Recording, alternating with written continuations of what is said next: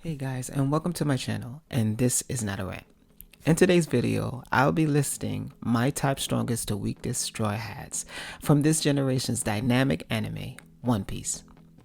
Now I know videos like this have been done before, but hey, come on, we all get inspired, right? But seriously, everyone has their own opinions on their character stats, and mine might be different. So sit back and let's get into the video. Okay, coming in at number 9 is Tony Chopper. Tony Chopper, or should I say Dr. Chopper, is a 17-year-old reindeer from Drum Island. With the Hito Nami, Chopper possesses a rather unique Zoan type that can be transformed himself into a human hybrid beast. Not to forget the use of the rumble balls that allow him to transform 3 more times than your average Zoan. Okay, enough of the formalities. What's Chopper's position in the Straw Hat crew? Well, before facing Crocodile, Chopper was a reliable source in the heat of battle. He used his abilities to take out some of the competitors while maintaining his position as the ship's doctor. Baruch words, he's been complacent as the ship's doctor. Now, being a doctor isn't a small task, and Chopper has come through for the Straw Hats time and time again. However, currently Oda has made Chopper more of a novelty rather than a formidable force. He's less reliable in the heat of battle and struggles with confidence when facing a strong opponent. It's safe to say post-time skip, at least he's taken out the underlings. Okay, coming in at number 8 is Captain Usopp. The former self-deluded, shaky-legged King Usopp is a 19-year-old mischievous teen from Sarah Village in East Blue. Equipped with an arsenal of self-engineered weapons and explosives, Usopp has become a valuable asset to the Straw Hat crew. Did I forget to mention that this guy has perfect aim?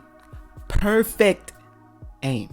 However, not everything started out this way. Usopp pre-time skip was very timid and would run at the first sign of danger. His confidence due to his cowardice has always hindered him. There are too many times Usopp was at the brink of death, but somehow he miraculously finds the courage within himself and defeats the opponent. I really wanted to place Usopp higher on the list, but due to his impressive growth and how he shines, he's right where he needs to be. I mean, sure, his legs still shake from time to time, but you know, post-time skip Usopp is more reliable and confident, which makes him capable of handling himself in battle. Unlocking his observational haki during the Dressrosa arc has granted him another line of artillery and his already impressive sniper skills. Who says heroes are born overnight? Okay guys, stomping in with nothing but a speedo is number 7, Frankie.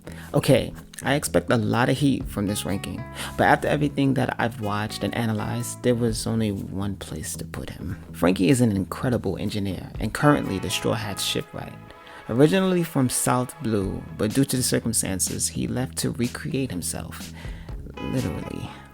Being a half-man, half-robot cyborg has its perks, for the most part, but all things that glitter isn't gold. Enies Lobby was one of the most impressive arcs of One Piece in my humble opinion, and it highlighted some of the characters' strengths and weaknesses. In this arc, I believe showcased the potential Frankie had as one of the strongest members to join the crew. This could still be some of you guys' perception of Frankie, but after the change in character design and a new arc, Frankie's rank has dropped. Let's fast forward to Dressrosa, where everyone played a huge part in saving the island from Doflamingo. Frankie's position got demoted to babysitting, assistant the Tontada tribe and the civilians. Now, although a noble act of heroism, it left me underwhelmed once he fought Senior Pink. Come on guys, Frankie is a cyborg for Pete's sakes.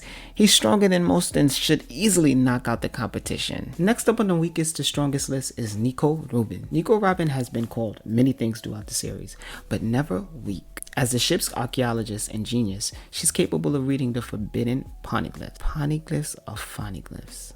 I don't really know how to pronounce that. Introduced to us in Season 3's dynamic Alabasta arc, Robin has always been a mysterious femme fatale. With the power of the Hana no Mi, Robin can clone herself as well as her limbs as many times as she pleases, sort of like a flower. I always seen Robin as a perfect assassin with how she uses her abilities. Although Robin is weak in hand-to-hand combat, she makes up for it with a technical approach, similar to Usopp, but more accurate, and with the post-time skips, she's more creative with the Hana no Mi. Robin takes the 6th place due to her skill and tactics, making her more efficient and deadly fighter. This next Straw Hat probably baffled a few of you guys due to their position and prowess, but I have to disagree. Coming in at number 5 is Nami. Nami, the feisty cat burglar and former member of the Arlong Pirates, is in no means anyone damsel in distress. As the Straw Hats navigator, she's more than just your average weather girl. No pun intended. Equipped with Usopp's creation, the climb attack, Nami can now manipulate weather, clone herself, and pull off some very tactical skills. Compared to her usual staff and average combat skills, Nami now stands tall. Nami has impressed me so much post Alabasta arc, it's amazing that she isn't higher on the list. Defeating Miss Doublefinger, as well as CP9 member Khalifa, who for some unknown reason was able to subdue Sanjay, is a whole accomplishment in its own. I think it's Nami's determination that has my interest, and I just cannot not commend her for what she's demonstrating throughout the series. Now guys, I have taken you through the first half or so of my personal list of weakest to strongest. Now it's time for the final 4 members, which isn't a real guess considering the characters left. Don't go nowhere, because here we go again. Coming at 4th place is none other than the singing energetic, puffy fur of a skeletal being, Brook. Brook, although new to the Straw Hats, is a well-deserved member and aids the crew with musical notes fit for every situation. With Brook on the team, he adds a unique sword style to the crew. Unlike Zorro, Brook's sword style is in the art of fencing, which isn't quite as destructive as Zorro's, but more stealthy. Let's say he's a swordsman with assassin-like capabilities. Brook, to me, is one of the best all-around battlers of the Straw Hats when it comes to defense and offense. With the aided power of his Yami Yami no Mi, Devil Fruit, Brook has the ability to release his soul from his body, granting him infiltration and passing through solid objects. Also, his impressive sword skills is just the icing on the cake. Brook is one of my favorite Straw Hat crew members, mainly because of his upbeat personality despite his horrible backstory. But guys, come on. The guy is very skillful and balanced on the battlefield, taking on the villains from Thriller Bark by himself, as well as taking on Hody henchmen.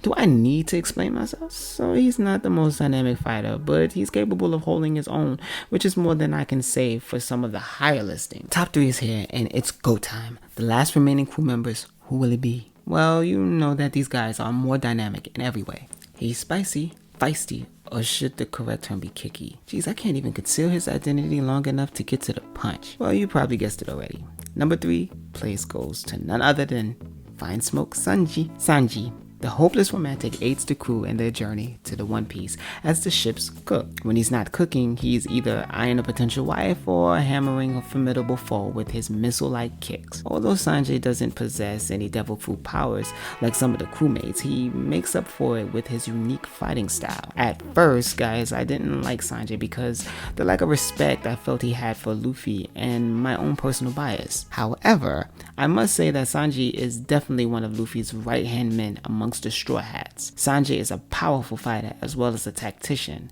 Some of his fights are always calculated with skill and grace. One of my best fights is Sanjay versus Ramen Kimbo, which showed that Sanjay himself is skilled with the blade. Okay, Sanjay really stands out in the crew, and besides being one of the original members from the beginning, he has managed to take out every enemy he's faced without any assistance from his crewmates. I mean, you can count that one time when Zorro assisted him, but hey, they both was getting owned. A little Diablo here and there never hurt anybody. Well, not anyone who isn't a friend. The final 2 is here, and I can smell the tension in the air. Or anticipation. Either or, it's a moment of silence. Okay, let's go. Some people are tough on the outside, but soft on the inside. Then there are some people who are tough on the outside that you have to expose the inside to see the soft.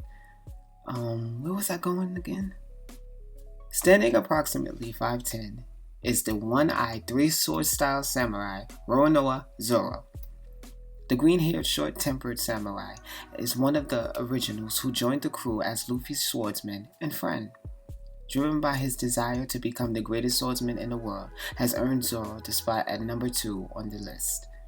It's not surprising that Zorro made it to number 2 on the list, considering he puts the belt in badass. But seriously, Zorro is extremely skilled in swordsmanship, and dueling with 3 swords is unheard of. Well, for that one guy, but he doesn't count. But still, he's resilient and headstrong, which makes his decision in battle that much more potent. Misdirection seems to be Zorro's Achilles heel, but that adds humor to his tough guy demeanor. Post-time skip, Zorro is absolutely dominating every opponent. Aided with his new hockey abilities, he's a one-man army. When it comes to precision and resilience, Zorro is unmatched. Number 1 is the captain himself, the Straw Hat symbol, Monkey D. Luffy. Monkey D. Luffy, or Luffy for short, is the captain of the Straw Hat Pirates and a free spirit. The ravenous sailor equipped with the Gomu Gomu no Mi has set sail with his newfound crew in search for the One Piece. Luffy's abilities are extremely unorthodox and destructive, which makes his opponents confused. Although Luffy takes a beating when in battle,